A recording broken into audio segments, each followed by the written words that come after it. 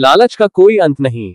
एक राजा का जन्मदिन था। जब वह सुबह घूमने निकला तो उसने तय किया कि रास्ते में मिलने वाले पहले व्यक्ति को मैं आज पूरी तरह खुश एवं संतुष्ट कर दूंगा। उसे रास्ते में एक भिखारी मिला। भिखारी ने राजा से भीख मांगी तो राजा ने भिखारी की तरफ एक तांबे का सिक्का उछाल दिया, लेकिन सिक्का भिखारी के हाथ से छूटकर नाली में जा गिरा। अब भिखारी उस तांबे के सिक्के को नाली में हाथ डालकर ढूंढने लगा। राजा ने उसे अपने पास बुलाया और दूसरा तांबे का सिक्का दिया। भिखारी ने खुश होकर वह सिक्का अपनी जेब में रख लिया, फिर वापस जाकर वहां इस सिक्के को नाली में ढूंढने लगा। राजा को लगा कि भिखारी बहुत गरीब है। उसने उस भिखारी को वापस बुलाया और एक और चांदी का सिक्का दिया। भिखारी ने राजा की जय जयकार करते हुए वह चांदी का सिक्का भी अपने पास रख लिया और वह सिक्का रखने के बाद वापस नाली में तांबे का सिक्का ढूंढने लगा। यह देखकर राजा ने उसे वापस बुलाया और अब भिखारी को एक सोने का सिक्का दे दिया। भिखारी के खुशी का ठिकाना नहीं रहा और उसने उसे भी रख लिया, फिर वह वापस जाकर नाली में गिरे सिक्के को ढूंढने लगा।